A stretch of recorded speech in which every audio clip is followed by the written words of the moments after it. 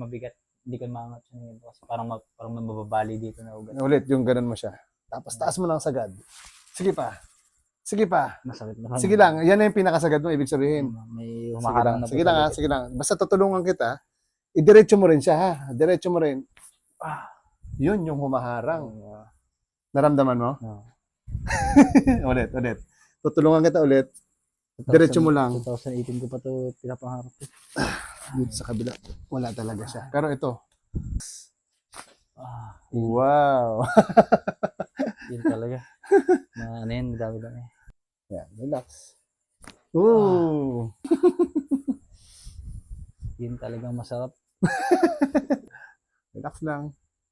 Oh. Oh, meron pa din. Nakatago. Hindi pa. Taas mo. Bahala ka kung paano. Mas gumaan siya yung... Nagdagutok. Yan, pag ginaganyan pa lang, di ba? Parang dito pa lang eh. Are. Ngayon wala nang pumipigil. Oh, wala na siyang pumipigil. Yun ang maganda sa akin. Tsaka hindi na masyadong masakit. Abot na. Dito lang parang...